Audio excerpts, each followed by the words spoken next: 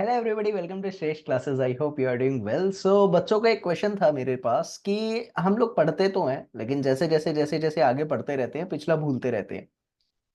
एक ज्ञान की बात है तो आपके काम आ सकती है। आप थोड़ा ध्यान से इसको सुन सकते हैं और अगर पसंद आए तो फॉलो करिएगा। शायद आप लोगों की भूलने की जो आदत है वो खत्म हो जाएगी। And at last I tell you one exercise जिससे लॉन्ग रिटेंशन और कंसंट्रेशन बोले तो फोकस आप लोगों का इंक्रीज होगा। ठीक है। तो सबसे पहले तो मैं एक लॉजिक आप लोगों के साथ कहना चाहता हूं। मुझे ऐसा लगता है कि भूलते ज्यादातर वही बच्चे हैं जो सिर्फ याद करते हैं। याद करने का इन द सेंस सिर्फ रट लेते हैं। अगर मैं किसी कंसेप्ट को डीप एनालिसिस के साथ समझता हूं, उसका रीजन जानता हूं, उसका कॉज जानता हूं, उसका ओरिजिन जानने की कोशिश करता हूं, तो शायद मुझे वो याद रहता है। और मैं लंबे समय तक उसका फैक्ट भी याद कर पाता हूं क्योंकि मुझे उसका कॉज पता है, मुझे उसका रीजन पता है। ठीक है। Let me tell you with an example. Suppose we have the concept of Lewis soil. अब लुईस सॉइल क्या होती है मैंने आपको जस्ट ये बता दिया। अगर मैंने लुईस सॉइल को समझाया कि भाई वो मिट्टी वो है जो डेजर्ट में मिलती है और डेजर्ट सॉइल में अगर मैं पैर रखता हूं तो वो मिट्टी दब जाती है, यानी उस मिट्टी को कॉम्प्रेसिबल भी कह सकता हूं। अब मिट्टी दब रही है तो डेफिनेटली उसमें बहुत ज्यादा वॉइड्स हैं। तो जिसके पास वॉइड्स होते हैं उसके पास स्ट्रेंथ नहीं होती है। तो मैं अगर आप लोगों को कह रहा हूं कि लुईस सॉइल डेजर्ट में पाई जाती है, सबको पता है इंडिया में डेजर्ट कहां पर है, गुजरात में है, आप लोगों के राजस्थान में है, तो ये मिट्टी वहीं पे पाई जाएगी। डेजर्ट सॉइल जो होती है वो आपका कलर कैसा शो करता है सबको पता है। डेजर्ट सॉइल कंप्रेसिबल है, कैसे पता, वो आपको एग्जांपल में ध्यान आ गया। अब कंप्रेसिबल के साथ बहुत ज्यादा वॉइड्स है तो स्ट्रेंथ कम है।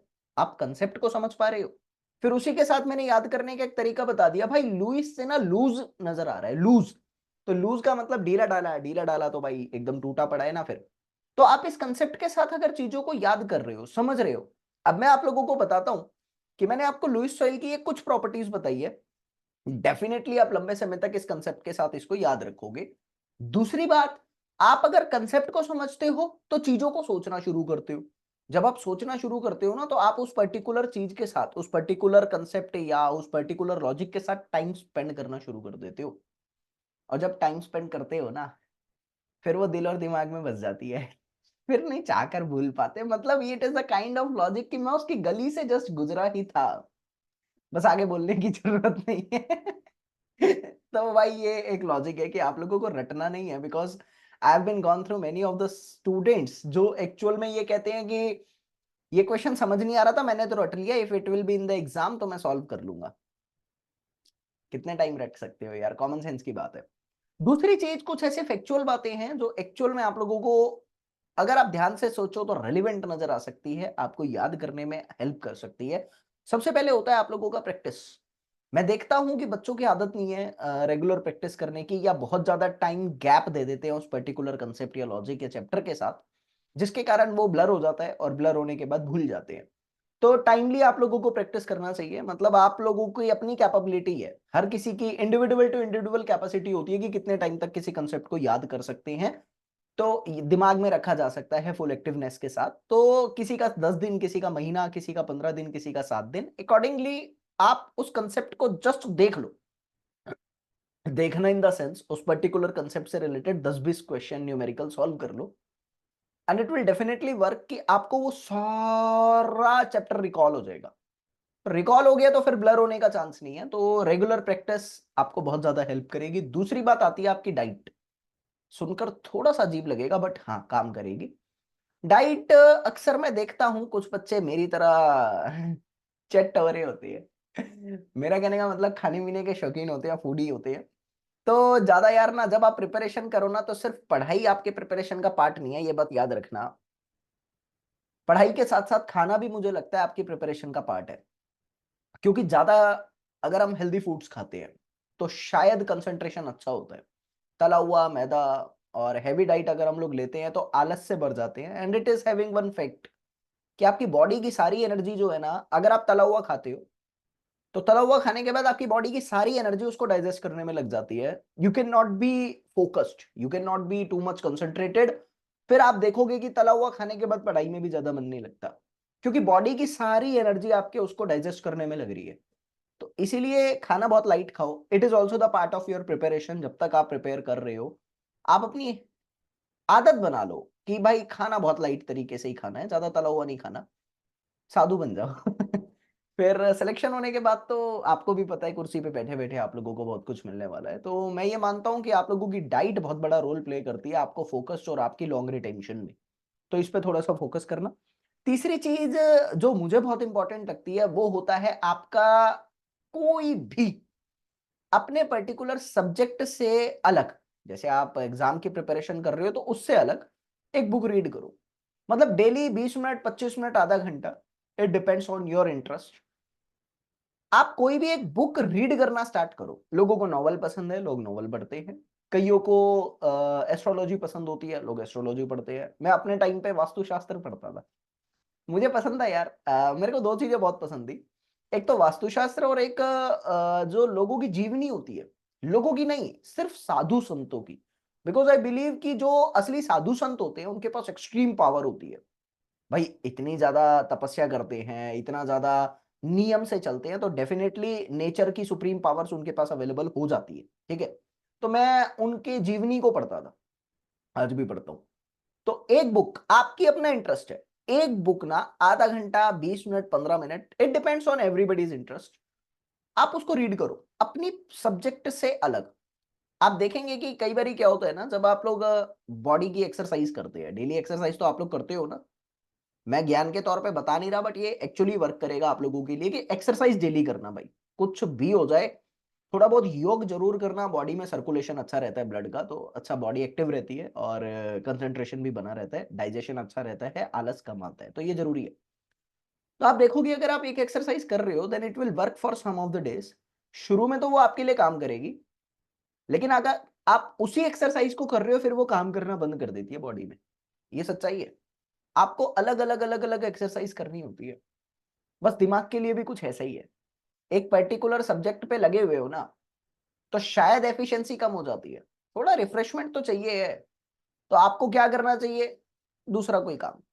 अब काम ये तो है नहीं भाई तुम टाइम वेस्ट करोगे, तो मुझे ये बेस्ट लगता है कि आप लोगों का कंसंट्रेशन भी मेंटेन रहता है, आप लोगों का एक फोकस्ड माइंड जो है वो बना रहता है। तो आपको कुछ ऐसी बुक्स लेनी चाहिए जो other than your subject, normal कुछ भी हो, आपको 15-20 मिनट डेली का रीडिंग करना चाहिए उसका, ये बहुत ज्यादा काम करेगा आप लोगों के लिए। इससे आपको ना चीजें याद रहेंगी, आप करके देखिएगा, बहुत ज्यादा आपको इफेक्ट मिलेगा।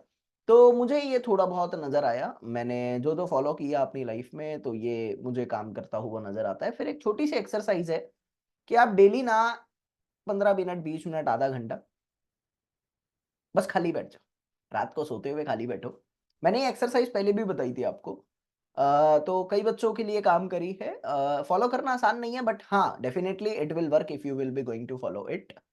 आप बस सोने लगो जब तो खाली बैठ जाओ, मोबाइल हाथ में नहीं रखना। कईयों की आदत होती है टेलीग्राम व्हाट्सएप चलाते हुए सोते हैं, तो बहुत कुछ चल जाता है उस टाइम पे, लेकिन नहीं, थोड़ा सा कंट्रोल करना। आप मोबाइल को बिल्कुल नहीं रखना पास में।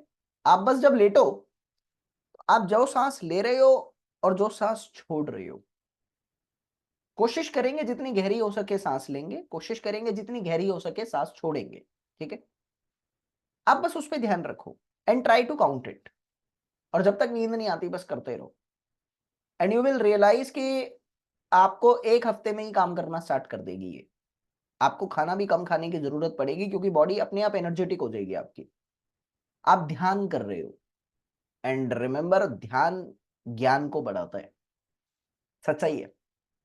तो ये एक्सरसाइज कर सकते हैं, मैंने ये फॉलो करी थी। आप चल रहे हैं, चलते हुए आप इस पे फोकस रख सकते हैं, अपने कदमों पर अपनी सांसों पर। वैसे मैं ज्यादा इसको प्रेफर करता हूँ, जब आप सो तो आधा घंटा 15 मिनट, जब तक आपको नींद नहीं आती आप बस अपने सांसों पर कंट्रोल करो, जितनी गहरी हो सके जितनी गहरी हो सके लेनी है और छोड़नी है। और बस उस पर फोकस करना है, ट्राई टू काउंट इट।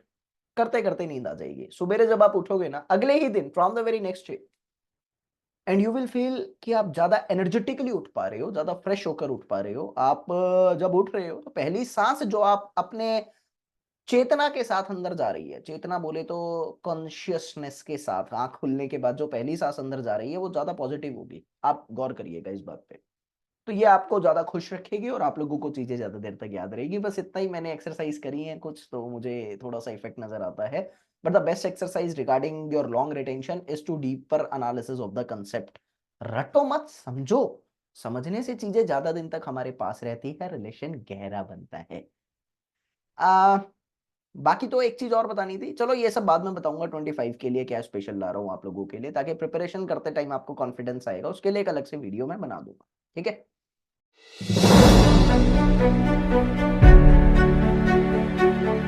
मेरा गेट क्लियर होना और एनआईटी मिलना मेरे लिए बड़ी बात है, और ये सब पॉसिबल हो पाया सिर्फ निखिल सर की हेल्प की वजह से। मेरा सिलेक्शन हो गया है। मैं पिछले 2-3 सालों से निखिल सर से प्रिपरेशन करता आ रहा हूँ। तो निखिल सर ने अच्छा कंसेप्ट करके दिया था। तो मैं निखिल सर की स्टूडेंट हूँ और थैंक्स टू निखिल सर। मैं निखिल सर जी को दिल से बहुत बहुत धन्यवाद करना चाहता हूँ। निखिल सर और उनकी पूरी की पूरी टीम का तहे दिल से शुक्रिया अदा करना चाहता हूँ। Thank you Nikhil sir. Thank you very very much Nikhil sir. Thank you Nikhil Goyal sir. Thanks lot to Nikhil sir as well. और निखिल सर का लेक्चर तो था ही। निखिल सर की क्लास से बहुत कुछ सीखा हूँ। मैं निखिल सर की वीडियो स्टार्टिंग से देखता था। इस सारी मेहनत जो भी है वो with the guidance of Nikhil sir है।